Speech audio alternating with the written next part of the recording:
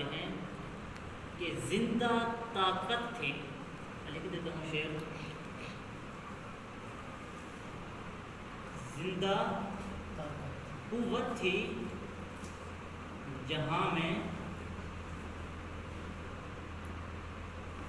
یہی توحید کبھی، زندہ قوت تھی جہاں میں یہی توحید کبھی،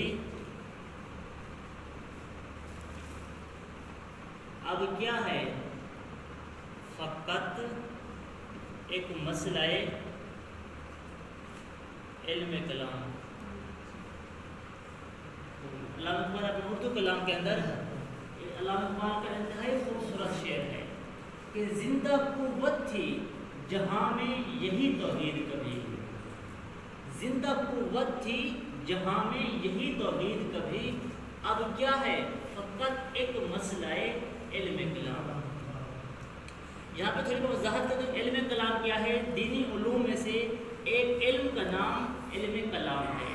علم کلام بھی اسے کہتے ہیں، علم عقائد بھی اسے کہتے ہیں، کیونکہ ایسا علم جس کے اندر عقائد کی بحث ہوتی ہے، جس میں اصول دین کی بحث ہوتی ہے، بات ہوتی ہے، وضاحت ہوتی ہے، اس کو کیا کہتے ہیں؟ علم کلام۔ علامہ فرما رہے ہیں کہ ایک دور ایسا تھا جس دور کے اندر توحید جہان کے اندر ایک قوت کا نام تھا، ایک طاقت کا نام تھا، توحید سرچشمہ قوت و طاقت تھی، اور آج کیا ہے؟ توحید ایک علم کلام کا مسئلہ ہے۔ یہ ایک بہت ہی خوبصورت موضوع ہے جو علامہ اقبال نے شروع کیا ہے۔ پہلے میرا ارادہ تھا کہ یہ جو گفتگو ہو جائے گی توحید کی، سب سے آخر میں اس کو بیان کروں گا، لیکن پھر میں نے سوچا کہ نہیں، اس کو پہلے بیان کرنا چاہیے، اور ویسے بھی آج مناسبت تھی علامہ اقبال کی یوم وفات ہے، پھر میں نے کہا کہ یہ اور ہی زیادہ مناسب ہے کہ یہ موضوع آج ہی بیان ہونا چاہیے۔ توحید کیا تھی؟ ایک سرچشمہ قوت تھا، اور آج ایک مسئلہ علم کلام ہے۔ اس کو سمجھنے کی ضرورت ہے۔ کب، سب سے پہلے یہ بیان کروں گا کہ کب توحید ایک زندہ قوت کے نام تھا اور سرچشمہ قوت تھا۔ سب سے پہلے آپ دیکھیں کہ جب رسول خدا صلی اللہ علیہ وآلہ وسلم کو حکم ہوا خداوند متعال کی طرف سے کہ اے نبی اب اپنی دعوت تبلیغ کا آغاز کرو، لوگوں کو اسلام کی دعوت دو۔ وہ معاشرہ جس کے اندر 360 بت تھے، کتنے بت تھے؟ 1 2 3 نہیں بلکہ 360 بت تھے۔ اس معاشرے کے اندر، جس معاشرے کے اندر ایک خدا کا نام لینا کفر تھا، اور جو بھی ایک خدا کا نام لیتا تھا وہ تہہ تیغ کر دیا جاتا تھا، اسی معاشرے کے اندر رسول خدا کو حکم ہوتا ہے کہ اے نبی ایک خدا کی دعوت دو، ایک خدا پر ایمان لانے کی دعوت دو، 360 خداؤں کی نفی کرو۔ رسول خدا صلی اللہ علیہ وآلہ وسلم تنہا تھے، لیکن انہوں نے کوئی خوف محسوس نہیں کیا، بلکہ گئے اور پورے معاشرے کے سامنے 360 بتوں کی پوجا کرنے والوں کے سامنے ایک خدا کا پیغام پہنچایا۔ کیوں؟ کیونکہ توحید موجود تھی، کیونکہ ظاہری طور پر لشکر نہیں تھا رسول کا، ظاہری طور پر کوئی فوج نہیں تھی رسول خدا کے پاس، لیکن جو باطنی قوت رسول خدا کو میسر تھی وہ موجود تھی۔ اس کے بعد آپ صحابہ کرام کا دیکھیں، صحابہ کرام جناب بلال کا نام دیکھیں کہ غلام ہے، اور جب اس کے آقا کو معلوم ہوا، اس کے جو سردار تھا اس کو معلوم ہوا کہ بلال مسلمان ہو گیا ہے، تو اس نے بہت بڑا پتھر لیا، بلال کے اوپر رکھا اور تپتی ریت پر بلال کو لٹا دیا، بغیر کپڑوں کے لٹا دیا، لیکن بلال کی زبان سے کلمہ توحید جاری رہا، لا الہ الا اللہ جاری رہا۔ کوئی بلال سے پوچھے اے بلال تجھے کیا ہو گیا ہے؟ نیچے گرم ریت، اوپر اتنی سنگین پتھر، پھر بھی تیری زبان سے لا الہ الا اللہ نکل رہا ہے، کیا وجہ ہے؟ بلال کہے گا کہ میرے پاس ایک قوت کا نام ہے، وہ توحید ہے۔ میں اس طرح سے بیان کروں گا کہ علامہ اقبال ایک درد بیان کر رہے ہیں کہ آج کا جو مسلم معاشرہ ہے، آج ملت اسلامیہ جو گر چکی ہے، آج فرانس کے سامنے جتنے بھی ممالک ہیں بات نہیں کر سکتے، تعداد ہے، قوت ہے، لشکر ہے، عوام ہے، لیکن توحید نہیں ہے۔ آج کا آپ دیکھیں مسلمان کم نہیں ہیں، 2 ارب کے قریب مسلمانوں کی تعداد جا پہنچی ہے، اور دنیا کی کل آبادی کتنی ہے؟ 7 ارب ہے، 7.5 ارب ہے، یعنی کہ 2 ارب ایک بڑی تعداد ہے، لیکن یہ تمام کے تمام مسلمان بات نہیں کر سکتے، دوسری دنیا کو اپنا پیغام نہیں دے سکتے کہ بھائی ہمارے نبی صلی اللہ علیہ وسلم کی توہین نہیں کرنی آپ نے، یہ زبان نہیں کھل رہی، کیوں؟ کیونکہ اس دل کے اندر توحید ایک سرچشمہ قوت نہیں ہے، بلکہ توحید ایک مسئلے کا نام ہے، ایک علم، اس کا ایک چیپٹر، اس چیپٹر کا بھی ایک سوال خدا کتنے؟ خدا ایک ہے، بس یہی توحید ہے، اور توحید نہیں ہے۔ اللہ کے بعد یہ درد ہے، یہ شعر اس کو آپ یاد کریں، یاد کر کے اس کے بارے میں سوچیں۔ ماہ رمضان سوچنے کا مہینہ ہے کہ سوچو، اسلام کے بارے میں سوچو، اور اسلام کا جو نقطہ آغاز ہے توحید، اس کے بارے میں ہم نے سوچنا ہے کہ زندہ قوت تھی۔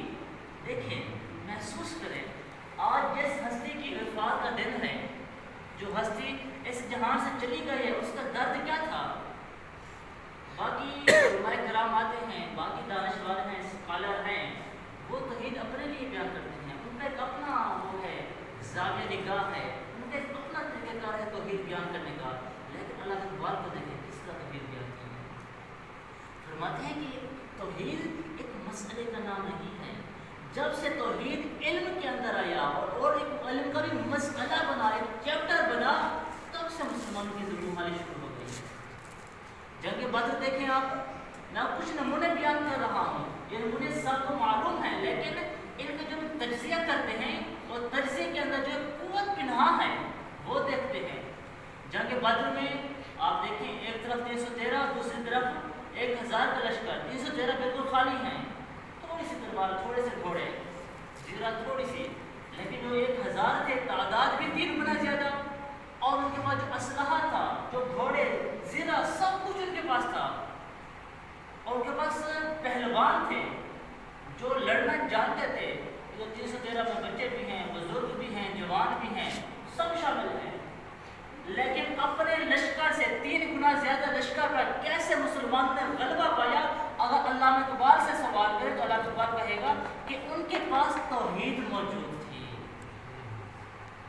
اور اگر آج ہم سوال کریں کہ ہمارے نبی کی گستاخی ہے اور 50 اسلامی ممالک ہیں، 2 ارب مسلمان ہیں، لیکن بات نہیں کر سکتے، کیوں؟ اقبال کہے گا کیونکہ توحید نہیں ہے۔ توحید ایک مسئلے کا نام ہے، ایک چیپٹر کا نام ہے، ایک علم کا لیسن ہے۔ سلیبس میں پہلا لیسن کیا ہے، پہلا چیپٹر کیا ہے؟ توحید، بس ختم۔ توحید جب معاشرے میں نہ ہو، توحید جب دلوں میں نہ ہو، جب عمل میں توحید نہ ہو، تب انسان اگر اکثریت بھی رکھتا ہو، اسلحہ بھی ہو، سب کچھ ہو، لیکن بات نہیں کر سکتا۔ زبان بات کرنے سے ہچکچاتی ہے، زبان لغزش کھا جاتی ہے۔ یہ توحید ہے، جو توحید کا موضوع شروع کیا ہے، یہ عام موضوع نہیں ہے، یہ بیسک موضوع ہے، جس کے اندر، جس دل میں توحید، واقعاً توحید موجود ہے۔ امام علی علیہ السلام، اللہم صلی علی محمد و آل محمد۔ میں واقعات کا تھوڑا سا تجزیہ بیان کر رہا ہوں کہ یہ جو تجزیہ ہے، تجزیہ بھی ہے کہ جز کرنا، اور آخر جو اس کا نقطہ ہے، بنیادی نقطہ ہے نا، بیسک پوائنٹ، وہاں تک پہنچنا۔ امام علی علیہ السلام نے سوال کیا کہ اے علی، کیسے آپ نے در خیبر، جس کو کتنے افراد مل کے کھولتے تھے، کتنے افراد مل کے بند کرتے تھے، کیسے آپ نے اکیلے ہی ایک ہاتھ سے ہٹا دیا در خیبر؟ قلعہ خیبر جو تھا جب جنگ کی تو در خیبر تھا، وہ کیسے کھولتا؟ امام نے اشارہ کیا، ایک ہاتھ سے امام نے دروازہ کھول دیا۔ جب امام سے سوال پوچھا کہ اے علی آپ نے یہ کیسے کیا؟ امام نے فرمایا کہ یہ میری مادی جسمانی قوت کے ذریعے سے یہ نہیں ہوا، بلکہ یہ میرے پاس ایسی قوت ہے جس کی بنا پہ یہ میں نے اکھاڑا ہے۔ وہ قوت کیا ہے؟ توحید۔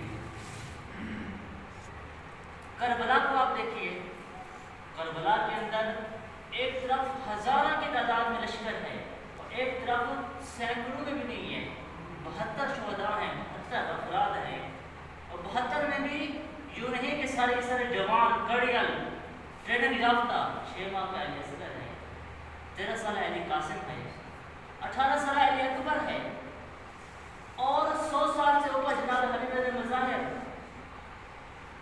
پھر بھی یہ 72 جو شہید ہو گئے، زندہ نہیں رہے، شہید ہو گئے، شہید ہونے کے باوجود بھی غالب رہے، مرنے کے بعد بھی کامیاب رہے. کیوں؟ انہی کے پاس توحید تھی. وہ جو ہزاروں کا لشکر تھا ان کے پاس توحید نہیں تھی. یہ جو بھوکے پیاسی فوج تھی اسی کے پاس توحید تھی. اور جس قوم کے پاس، جس ملت کے پاس، جس معاشرے میں توحید ہو، وہ معاشرہ تعداد میں کم ہو، وسائل میں کم ہو، لیکن شکست نہیں کھا سکتا. چونکہ اسلام اور غیر اسلام ان دونوں کے معیار میں فرق ہے. قرآن مجید میں ہے کہ کم من فئۃ قلیلۃ غلبت فئۃ کثیرہ، کہ کتنے ہی ایسے قلیل تھوڑے گروہ ہیں جن کو خدا نے غلبہ عطا کیا ہے کثیر پر. ایک طرف تھوڑی تعداد ہے، دوسری طرف زیادہ تعداد ہے، لیکن اسلام نے جو کنسیپٹ دیا ہے کامیابی کا، جیت کا، فتح کا، وہ تعداد، وہ اسلحہ، وہ لشکر، وہ ٹریننگ، وہ کچھ نہیں ہے، بلکہ وہ توحید ہے.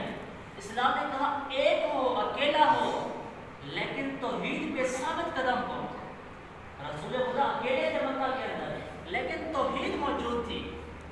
تو جتنے بھی پورا مکہ تھا، قریش مکہ، سب پہ بھاری ہو گئے، سب پہ غالب آ گئے. یہ توحید ہے. ابھی تازہ ترین مثال حزب اللہ کی مثال لیجیے، یمن کی مثال لیجیے. چلو حزب اللہ کی مثال اس کی ایک الگ نوعیت ہے، ان کے پاس اسلحہ بھی ہے، ٹریننگ بھی ہے. یمن کی مثال لیجیے، کتنے سال ہو گئے یمن کی جنگ کو. سعودی عرب نے حملہ کیا تھا کہ میں حملہ کروں گا، چند ہی دن کے اندر یمن کو فتح کر لوں گا اور اپنی حکومت، اپنا جو میرا پٹھو ہوگا اس کی حکومت قائم کروں گا. نہیں ہوا، اس کا خواب ہوگا. کیونکہ جب ایک قوم خالص توحید کے سائے میں آ جاتی ہے، توحید کو اپنے اوپر قائم کر لیتی ہے، توحید کا جو سسٹم ہے اس کو اپنا لیتی ہے، وہ غالب ہو جاتی ہے. لیکن آج ہمارے جتنے بھی مسائل ہیں، ملت اسلامیہ کے، پاکستان کے، تشیع کے تمام مسائل کا حل توحید میں ہے.